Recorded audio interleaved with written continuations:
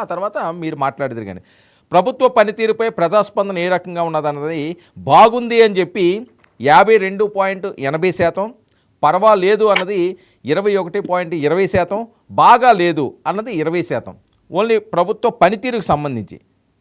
అయితే ఏ ప్రభుత్వ పనితీరు బాగుంది అన్న దాని మీద కూడా కూటమికి 51%, వైసీపీకి 38%, అలాగే చెప్పలేమని చెప్పి 11%. నేను ముందు మెయిన్ పాయింట్సే చెప్తాను, ఇవన్నీ కూడా చెప్పే పరిస్థితిలో సుమారు 50 పేజీలు ఉంది ఇది. ఇక ఎక్కువ సంక్షేమం అందించిన ముఖ్యమంత్రి ఎవరు అని జగన్మోహన్ రెడ్డి గారికి చంద్రబాబు నాయుడు గారికి కంపేర్ చేస్తే జగన్మోహన్ రెడ్డి గారు సంక్షేమం బాగా అందించారన్నది 52%, చంద్రబాబు నాయుడు గారికి 48% సంక్షేమానికి సంబంధించి. ఇక ఎమ్మెల్యేల పనితీరు, కూటమి ఎమ్మెల్యేల పనితీరు ఎలా ఉంది? ఎమ్మెల్యేల పనితీరు బాగా లేదు 64% ఈ సర్వే ఇచ్చింది, బాగుంది 26%, చెప్పలేం 8% మాత్రమే.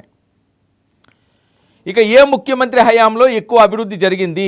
చంద్రబాబు నాయుడు గారు 59, జగన్మోహన్ రెడ్డి గారు 41. మరొక కీలకమైన అంశం ఏంటంటే రాష్ట్రంలో మంత్రుల పనితీరు ఎలా ఉంది? బాగుంది 6%, పర్వాలేదు 9%, బాగోలేదు 10%.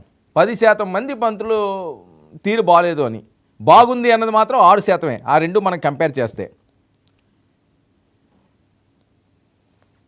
ఇక మరొక కీలకమైన అంశం పెట్టుబడుల అంశం అండి, వేరే అంశం అండి, ఇవన్నీ కూడా చాలా క్లియర్గా చెప్పారు.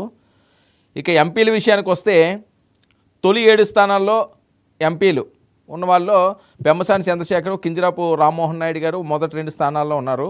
ఆఖరిగా శెట్టి తనూజారాణి, బస్తిపాటి నాగరాజు 25 ఎంపీలలో వాళ్ళు ఉన్నారు.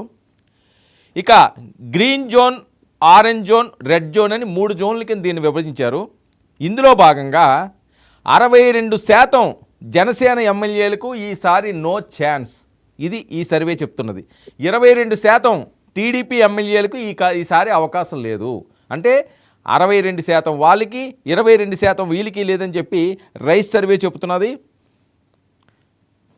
సో ఎమ్మెల్యేలకు సంబంధించి గ్రీన్ జోన్లో ఉన్న ఎమ్మెల్యేలు 32 మంది అట, అంటే వీళ్ళు సేఫ్, వీళ్ళ పని బాగానే ఉంది.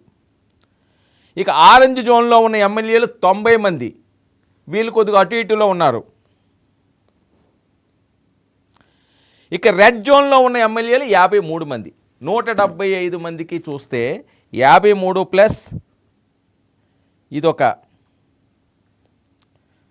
90, అంటే సుమారు 140 మంది పై మీదే వ్యతిరేకత ఉంది అని 164 సీట్లకు సంబంధించి వాళ్ళు మాట్లాడుతున్నది.